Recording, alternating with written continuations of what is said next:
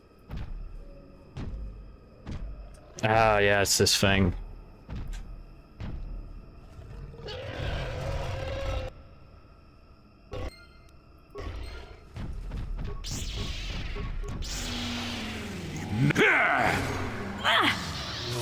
Let's see what you got. Now.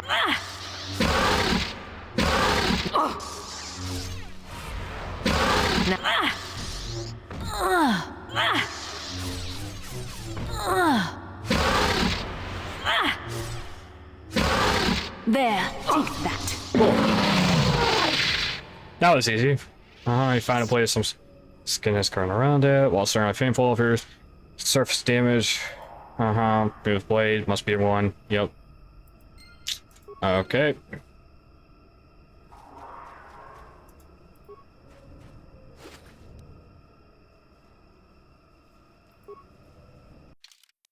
That's interesting. Cool hand.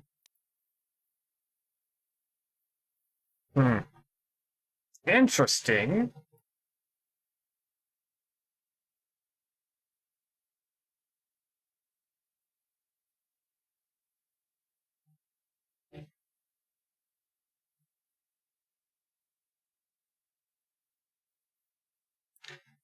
Okay, interesting.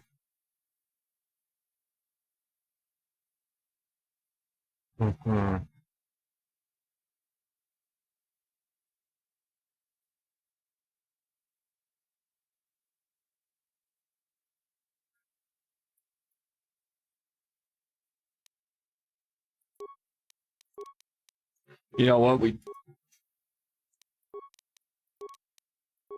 Funeral band will +2. You know what? Let's give it to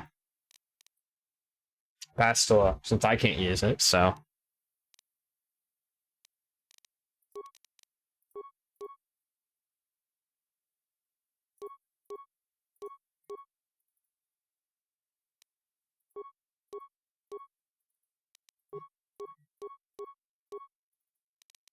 All this.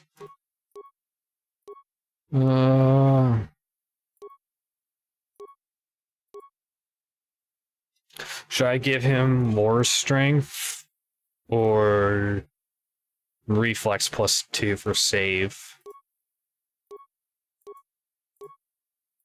What should I give him?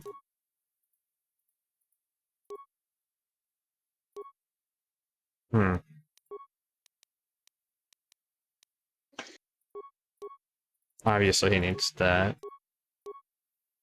So, what do you recommend me giving him? Project's belt, adrenaline fire. Giving who? Joey. Jolie. Yeah, I'm gonna give him a belt.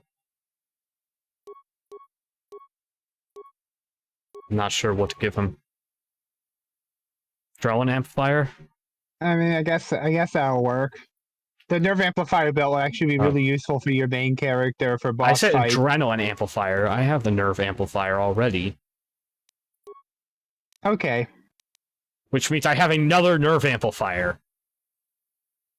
Well, there you go.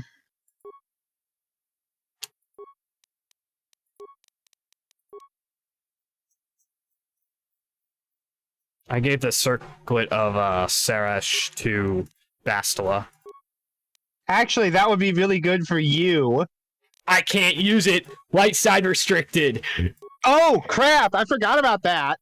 Exactly. I forgot that Circle of Sarash is light side restricted. Yep, restricted to the light side.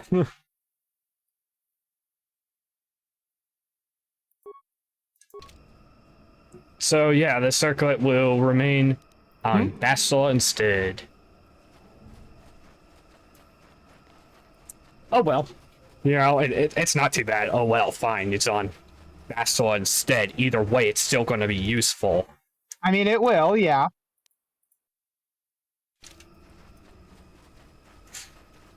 Okay, I'll be right back. I need to use the restroom. Alright. I'm gonna go turn in Bacchus Blade.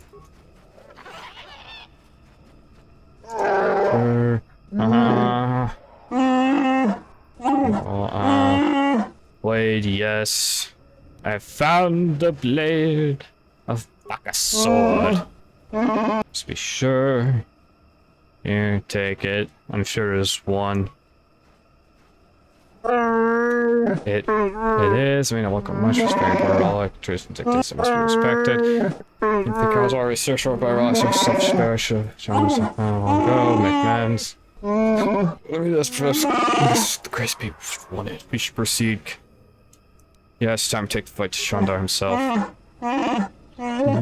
Transport. As soon as you can. Front room. People will not be slaves. Yep. Okay. Now he goes off.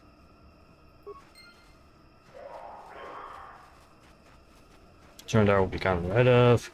Star map is now done. Let's turn in this other quest to this guy. Turn it back. Mandalorians, hunters are dead, kill them all. Alright. Glad. Assume it all. He's back hunting, brother in peace. Yes, harm me, where's my lord? Here, take this. Can you serve off? Serve it. Respect even from outsiders. Yeah. Fuck off. Shiny Viral Blade. You did not just give me a fucking Viral Blade. Rick. Alright. Car. Chieftain in need. Alright, he's going to go back. Got the Kashyyyk one. Yep. So, a Wookiee lost. Where do we go for the Wookiee lost? What do we turn that into? Oh, that's just a piece of loot you find. You find a Wookiee corpse that has a bowcaster bolt casing on it. Mm-hmm. It's somewhere in one of the two Shadowlands modules, and then there's like a side quest you can turn it into the Vision Minister of Justice. Okay. So you turn it into guy murdered somebody, but so you turn it into the Wookiees? Well, not just the Wookiees. There's a specific house that's for like the Justice Minister or whatever, the head judge. Okay, so we'll turn that into him. Yeah. Like, see, I'd already gotten the body. What I needed to turn it in still, if that makes sense. Yeah.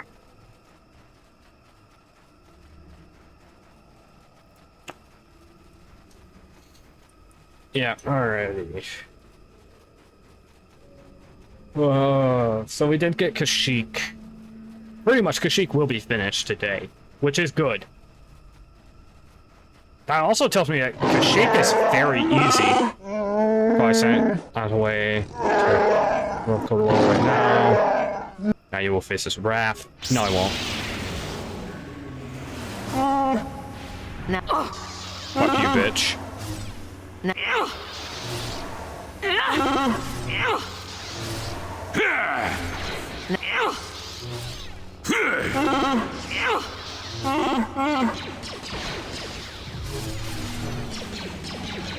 I still got it. So, beat up this Wookiee. You shall fall. Yeah, I'm kind of at a place where I don't take much now that damage. you've done this, you would actually be able to complete the Geno Heridan quest before you go looking for the star map itself on the Manon. Because now... Oh, wait, Darth Bandon is still a thing. Never mind, you're gonna have to beat Darth Bandon to make sure you don't get a glitch. Which means that, but when you leave Manon, no matter where you're going, you'll still just get captured by the Leviathan. Hmm. Okay, well, oh well.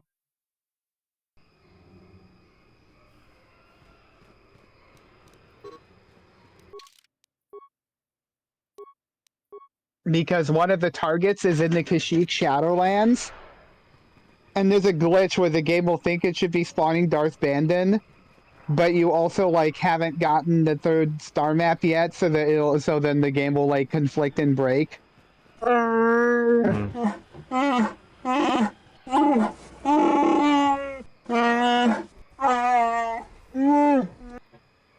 And we're doing the light side ending here so that you can hunt down the Ginner Harridan guy later. Yeah. Oh.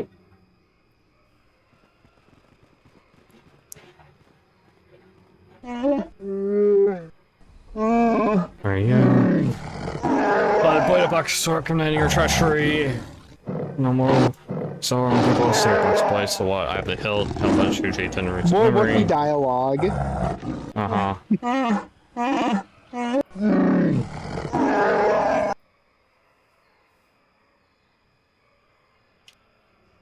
Can you tell him, Salvar?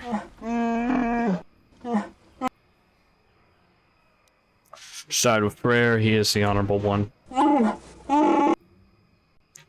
Without a doubt, Chandar is slave. Slaver.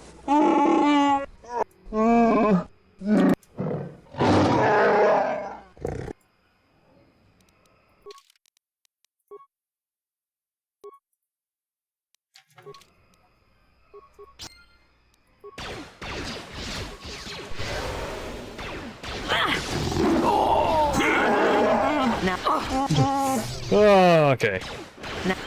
Now we just fuck everyone up.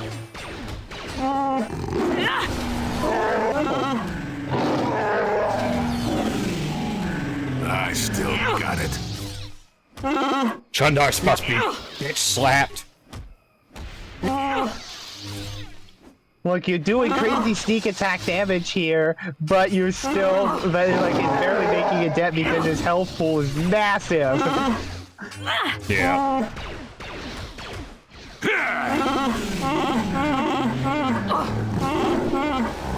Chandar's down. There goes Chandar. This Zerka guy's gonna get fucked. Okay, so quick level ups. I have the time. Persuade. Let's go awareness. Powers. Probably pick up another level of force, the night speed. Yeah. Yeah. However, at some point during the course of the game, I want you to pick up the mind trick abilities because there's something in a Darkside end game that I want to show you. Okay. Time static game says I don't want to continue. Former Sumter is sorry. Spine of no excuse.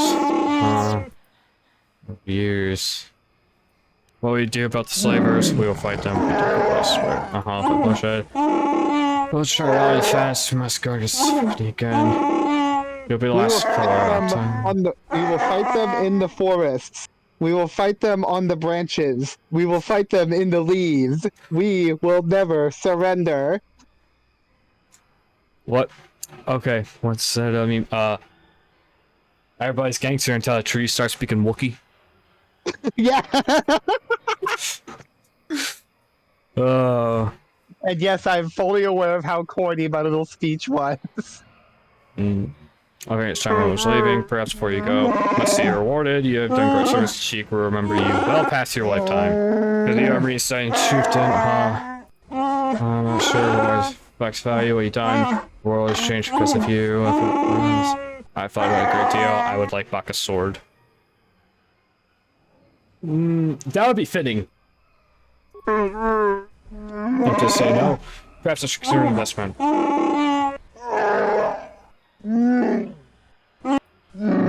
Understand, I'll bring back one day. 2 halves, the blade be made one, my son shall hold Baka's sword.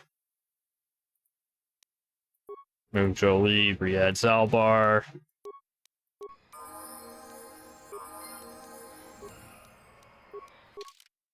Now at this point you can loot everything. I told him up.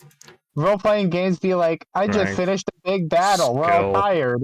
First let me loot the corpses.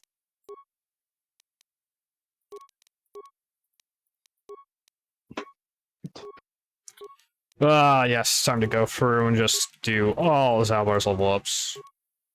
Feats. Yes, what feat do we give him now?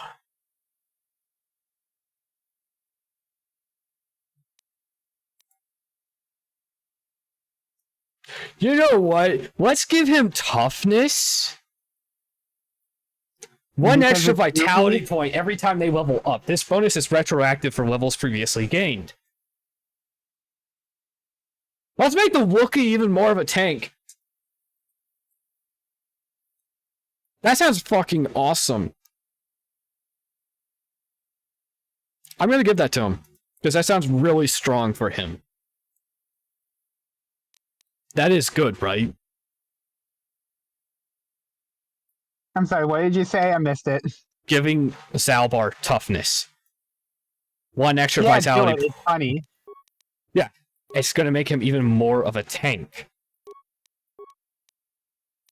Yeah, he's gonna go from being a tiger tank to being a king tiger.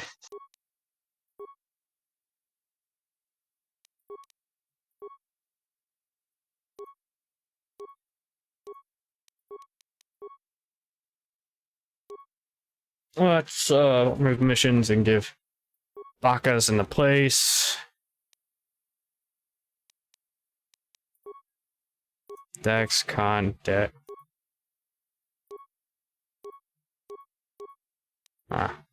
I'll leave it as is.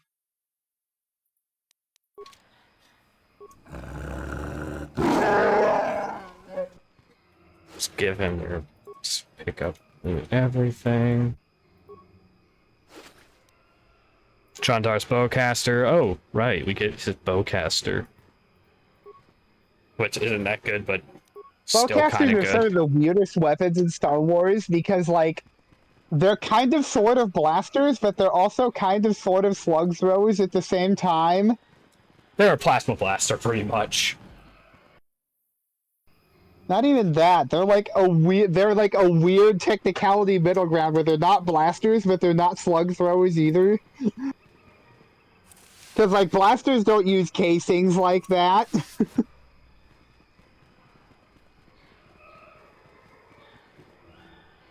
But at the same time, it is kind of sort of an energy blast, but it uses a casing. It's weird.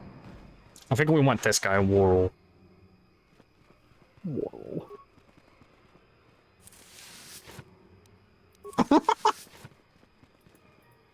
What, the fact that I just came over and wounded him? Yeah, yeah. Walks in, bolts to the corner, and moves it. Okay, now let's talk. Why would I want to talk to you? You just stole my belongings. Any kind of help for Everton. Code friend. actually has a couple of spots where... Anymore. You know how this bullcat sting this is? Like Jax thinks so anyway, I'm not sure. Casting was found on War's body. War's body, then instead, can't believe it was. Do you know anything about this? I think I begin to see what has occurred here. We should speak to Jarek at once. Because, like, there's an ultra light-sidey option of being like, don't punish him, that person was a traitor, he was working with the slavers.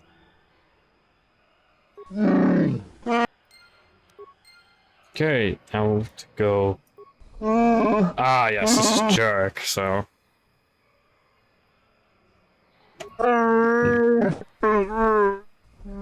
I do not like where this is leading. You killed him, didn't you? Explain why the bowcaster casing was found on his body. Talking about... Down with slavers, I found his data pad. Don't judge me, please.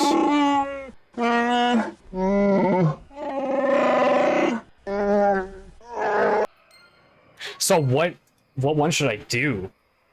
Do I tell the holder of walls, or do I just, like, tell Worrell? Like, what is the proper thing you're here? supposed to tell the holder of the laws about it, because that's how you actually turn in the quest.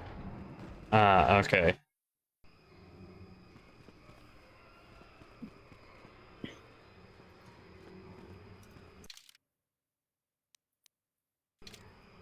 There we go. Here's how we get to the holder of walls. Holder of walls is here.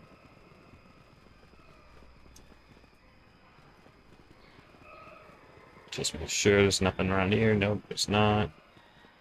Okay. Let's go to his place. Oh, loot. I'm a nasty little loot gremlin. Hurry, rival. You know who wants this? Once you get it, found it on Roar's corpse.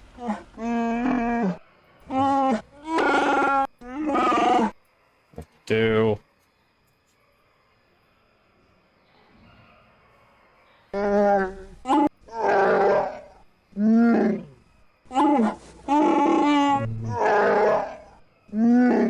Oh.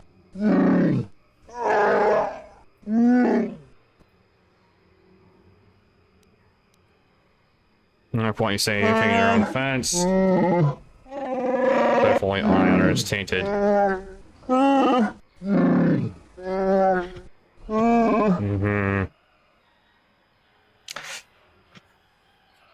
You know what? Fuck it. Why not? I'll just go against what the fuck the guy wants.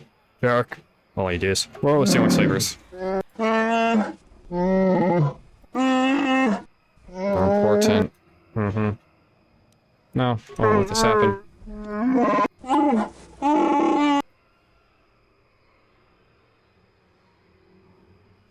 Here's datapad. Someone look up to.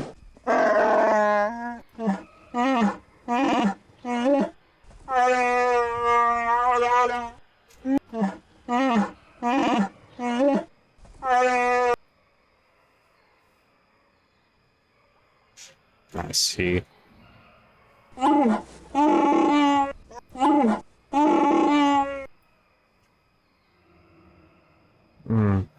What reward?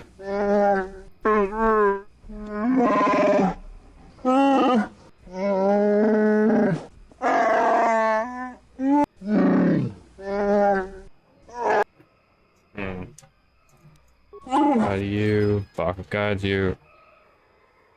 Cool. 400 credits.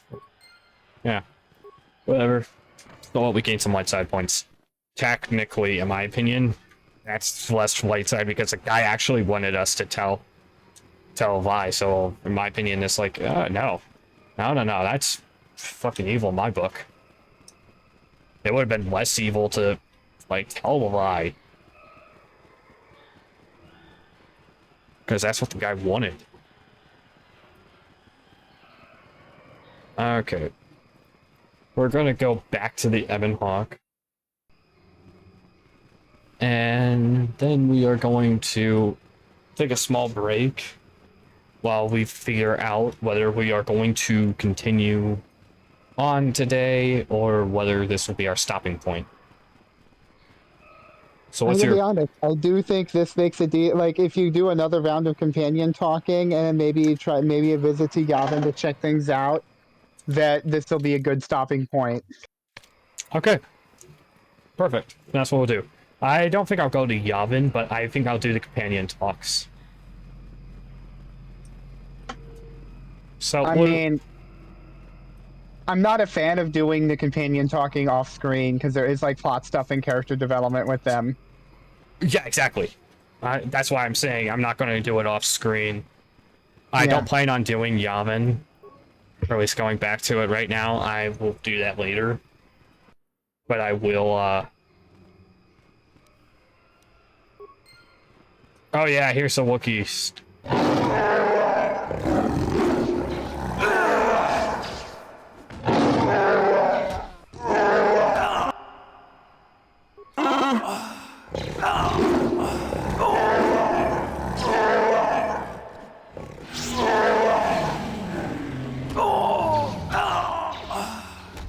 What's hilarious is, even if I don't help them kill them, just being in the module while these guys die is still enough to get me experience. Make sure... Yeah, this game is weird that way. It's not bad in my opinion. I'll take it. It's free experience.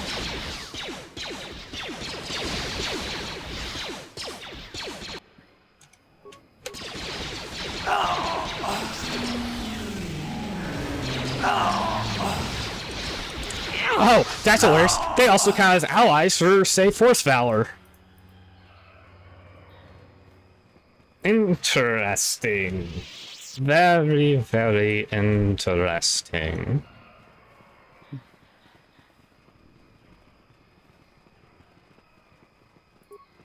See if there's anything. Because of how you helped us. From now on, you're stuck here for a long time, outsider. Okay. Yep. So mission doesn't have anything until after we go to Tatooine for the Tacklands. That we will start that next time. Yeah, see if Candace has any war story. Talking about the Mandalorian Wars. The war we had with the Republic was supposed to be the most glorious battle in our history. But it was a very costly one.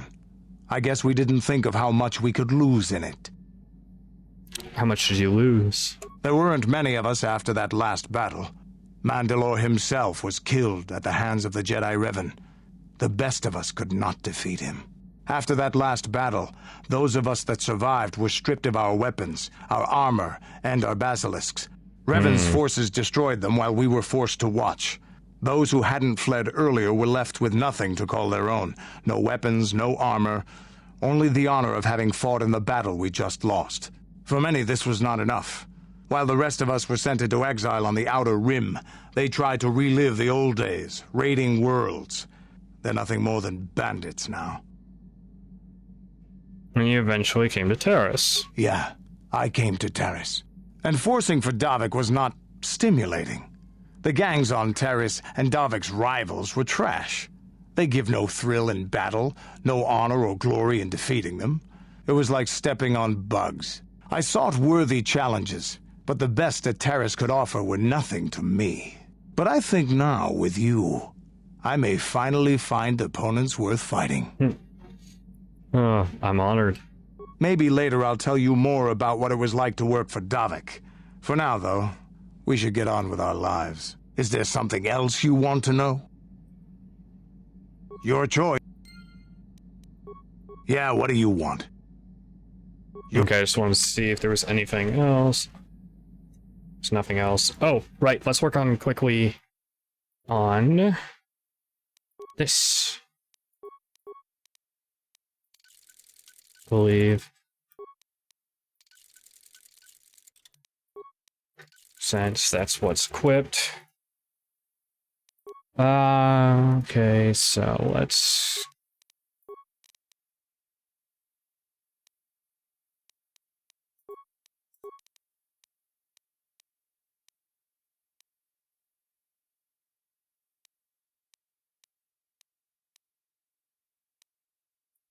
Let's give him the chance for criticals. Okay.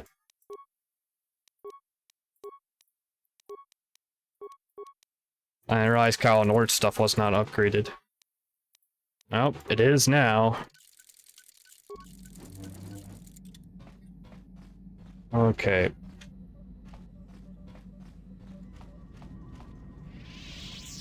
So, really quickly, I need to pee bad, so I'm gonna take a break and then we'll finish up talking.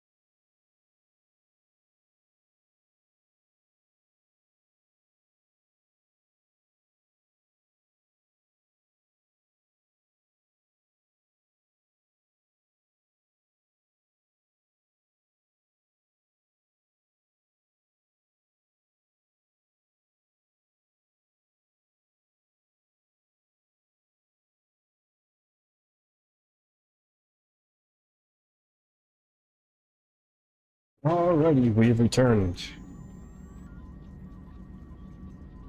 Okay, let's talk. See if we get anything from Salbar. Because we just finished Kashyyyk, so we should have something interesting from Zalbar, right? He doesn't really say much. Alright, have anything more to say about yourself, Zalbar? More than I would allow and taught me things. Be careful for that. No, my role make Kashyyyk free. I have a lot to learn. Why'd you quest take Baka's sword? Not really sure. Really no. Well, expects much of me. I guess I do as well. I think I've learned enough. Bring it back to Kashyyyk. What happens then, we'll see. Sorry, we can't stay on Kashyyyk longer. You and I have poor things too, and I don't feel bad about leaving this time. I know we'll be welcome back. Wish you well. Let's get going. Let's see. You can make grenades. Got a bunch already. Okay. We'll talk later. Okay, so Juhani. How may I be of assistance to you, Padawan? T34 doesn't have anything, does he? Yeah, not really. That's what I thought. I was wondering if we What could is talk. it you would like to speak to me about? Tell me more about your past. I suppose I have not talked very much about the Jedi I met back home. They, all of them, were so very invigorating. Invigorating? They were so very alive, so full of hope and energy and zeal. In retrospect, I can see it was a little bit tragic. Tragic? Yes. These Jedi were going to fight the Mandalorians just after they had invaded.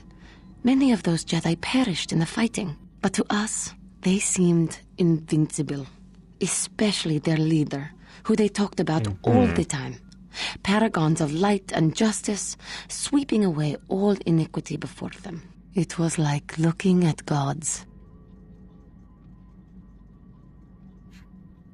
Damn straight I do look I divine. can only assume that that was some misguided attempt at humor. I was using poetic license. But those Jedi, they were enthralling. There was actually a Everyone wanted just to touch There was them. actually a Some cut people lesbian thought it would romance bring with them luck. Juhani. Not that the peace they brought lasted very long. However, the game does still subtly imply that Juhani and Balaya were an item before she left with you.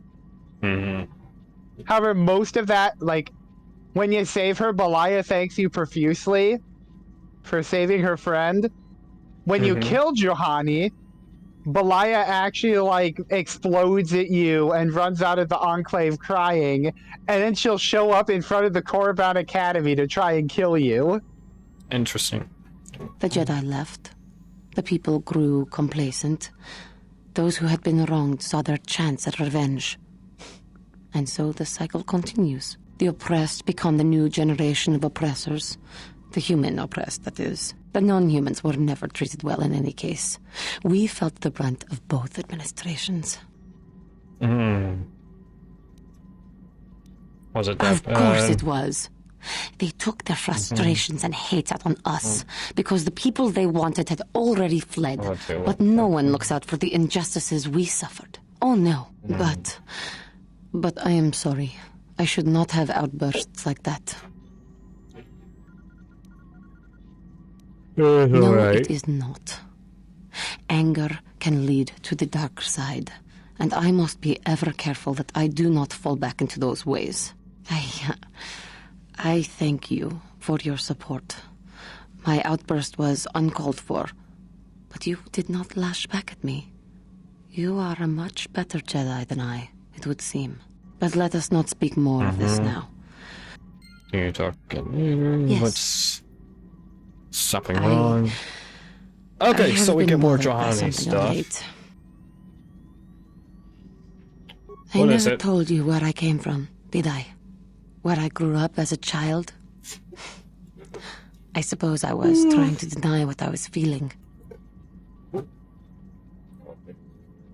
Are you hitting on me? You self-centered fool.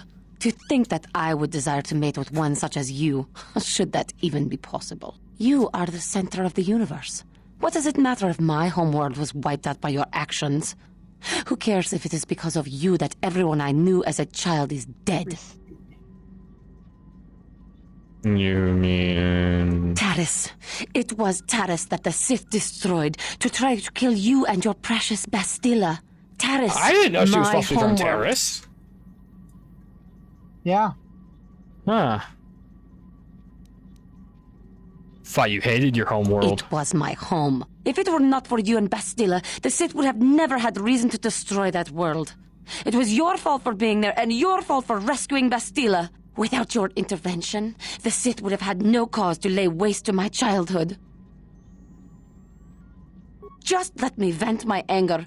I need someone to blame. Something. Anything. I hated that world. Yet everything I learned as a child, I learned there. It is as much a part of me as the air I breathe. I have this ache inside me, where all my childhood memories lay, and I find your face there with them. If it was not for you, that world would still exist. I have no excuse. I did what I needed to do. I suppose I realized that. But it is so hard to lose your entire past. You would not understand. You're right. I don't. suppose that is to be expected. Everything will turn out for the best, as long as we remain focused on our task. I am sorry. I will try not to distract you in the future with my trivial experiences. We should stop for now. Yes. What is it? Anything I was else? remembering Taris. Wow, we have a lot more still. Okay.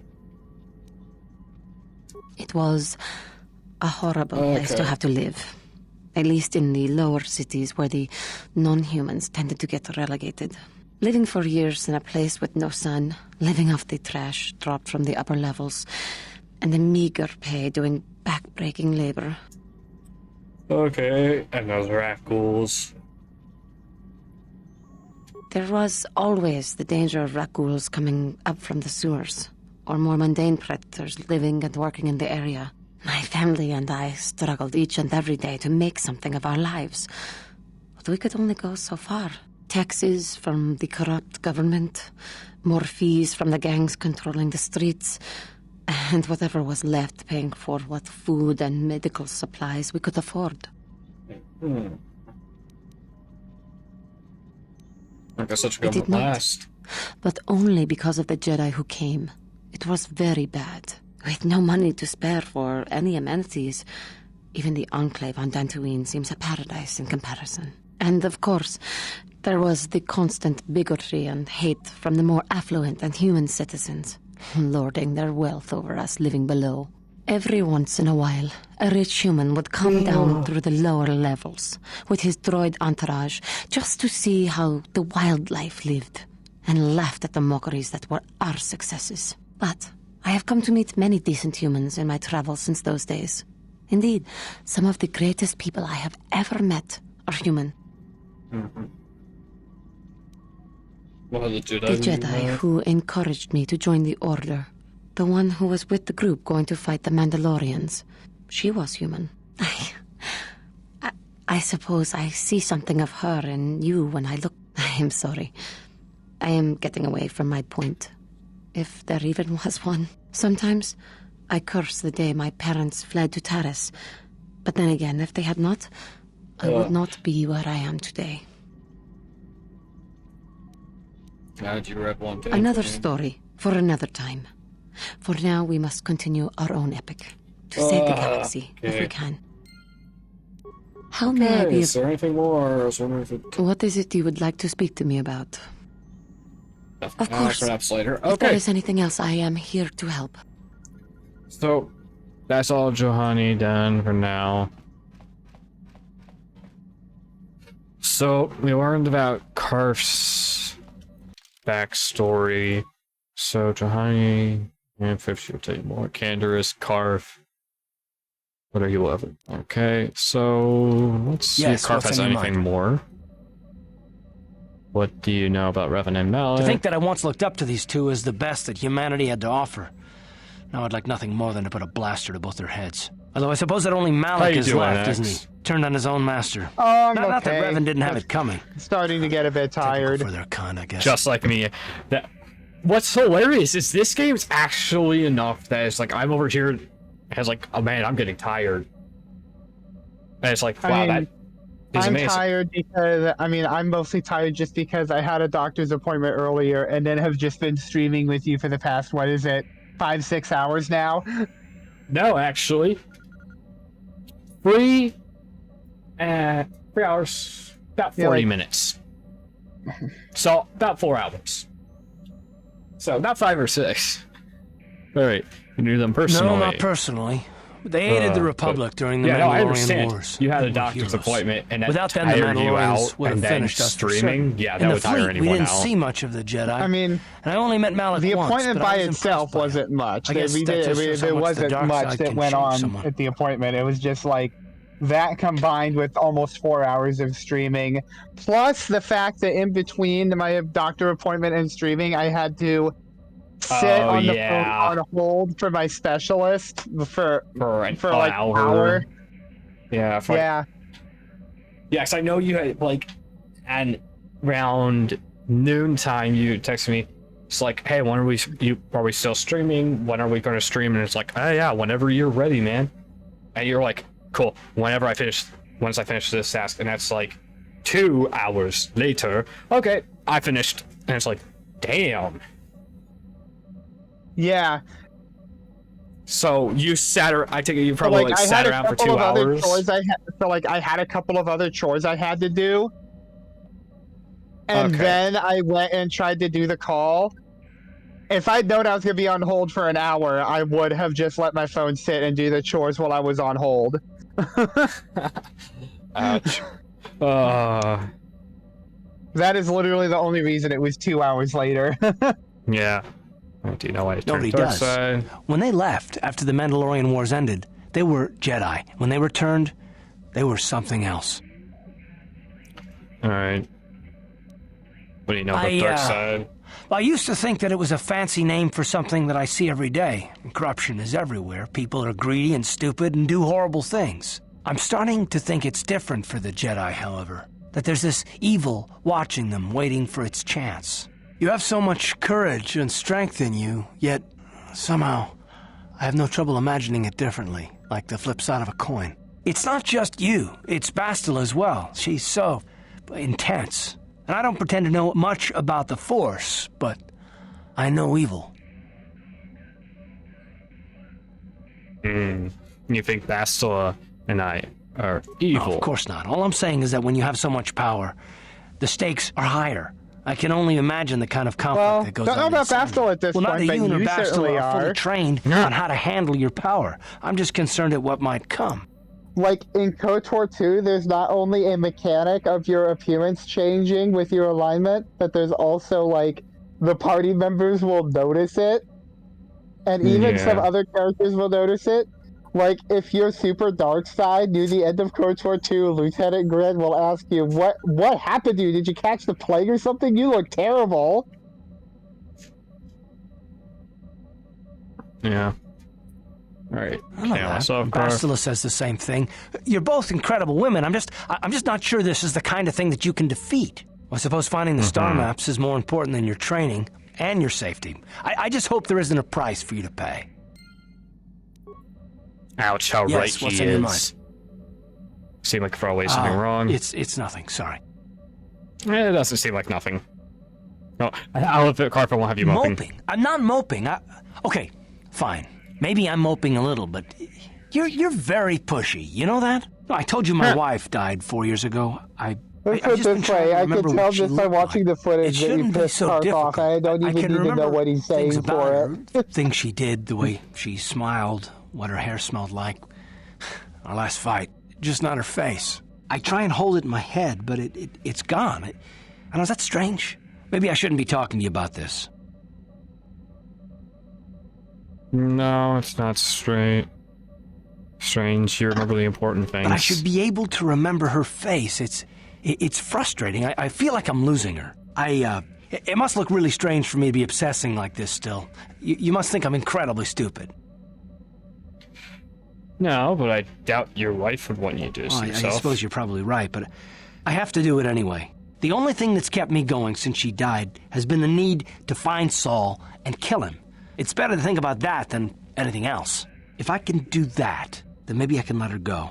let it all go. If we encounter Saul, if we ever have the chance, promise me that I'll be the one to kill him. I have to settle this. I need to. If we get the opportunity, then I promise. I guess there's really nothing else to say. Okay. Yes, what's on your mind? You got it. Alright, so that's the end of his stuff now. How can I help? Bastila. Well, it's like, the only thing I can do is ask Bastila to show me one of the visions again. I don't think I need to do that, do I? No. Okay, Then I suggest... Alright, that is everything. So, let's go ahead, let's take our saves.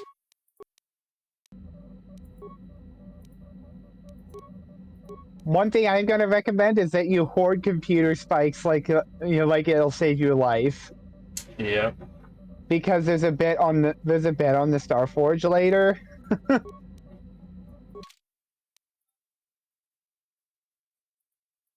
Okay. That has been our adventure in KOTOR. This has been day 8. You should have just said something like our adventure in space. I thought about it, but yeah, this ends today's KOTOR stream. We will be back next week with more KOTOR. Hopefully. Yes, keyword is hopefully. Everything should work out. We should be back next Monday for more KOTOR, if everything works out properly.